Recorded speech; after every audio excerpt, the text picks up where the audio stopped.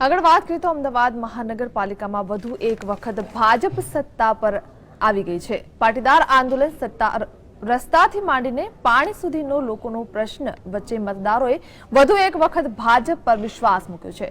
ત્યારે હવે શહેરમાં પ્રથમ નાગરિક એટલે કે મેયર કોણ બનશે તેને લઈને શહેરથી માંડીને પાર્ટીમાં અને જીતેલા નેતાઓમાં ચર્ચાનો વિષય છે। શહેરમાં મેયર પદ તરીકે અનુભવીને મોકો મળે છે કે પક્ષના નેતાઓની ગુડ લિસ્ટમાં સ્થાન ધરાવતા જીતેલા ઉમેદવારને મોકો મળે છે તે તો સમય બતાવશે। પરંતુ આ વખતે ભાજપમાં સિનિયર કોર્પોરેટરો પણ ચૂંટાઈ આવ્યા હોવાથી મેયર પદમાં પણ સ્પર્ધા જામશે। અમદાવાદના મેયર પદે પ્રવીણ પટેલ, બિપિન પટેલ અને ગૌતમ શાહના નામ રેસમાં આગળ છે।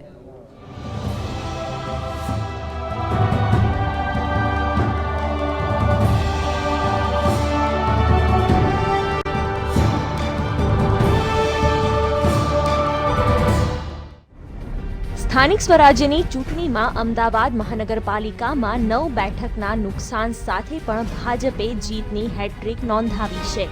ત્યારે હવે અમદાવાદના મેયર પદની રેસ શરૂ થઈ છે, જેમાં સ્ટેન્ડિંગ કમિટીના ચેરમેન પ્રવીણ પટેલ ભાજપ દ્વારા મેયર પદના દાવેદાર મનાય છે।